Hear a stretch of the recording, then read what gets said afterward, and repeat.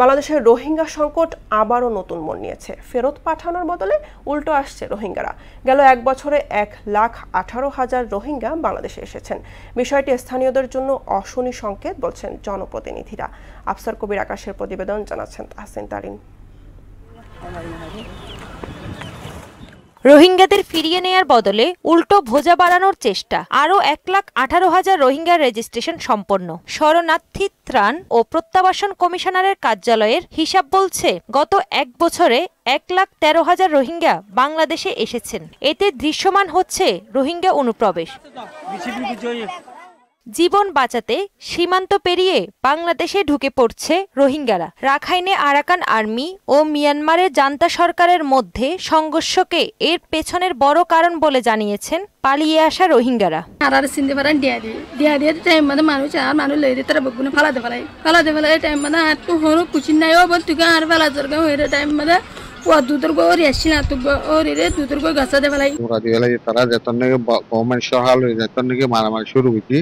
তোরা তাই নেওয়া দিবে তাহলে তোরা তো না আরো পাতে যা করিব লারে করতে যা করিব मंगलारे हारा मत बांग्लादेशी परगरा अदेंटी बोर्डिंग का मारना लायरे टीम तो এটা বাংলাদেশি মাফুজ।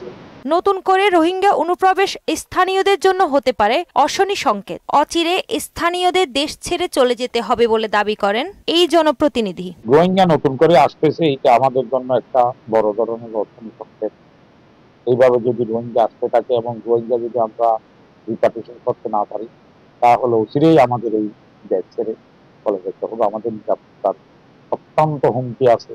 নতুন করে রোহিঙ্গারা প্রবেশ করছে জানিয়ে শরণার্থী ত্রাণ ও প্রত্যাবাসন কমিশনার বললেন, জায়গা সংকুলানে তাদের জন্য আবাসনের ব্যবস্থা করা যাচ্ছে না। জানুয়ারি থেকে বায়োমেট্রিক্স দিচ্ছে, তাও শুধু ফিঙ্গারপ্রিন্ট আইরিশটা নেওয়ার আমরা অনুমতি দিই নাই।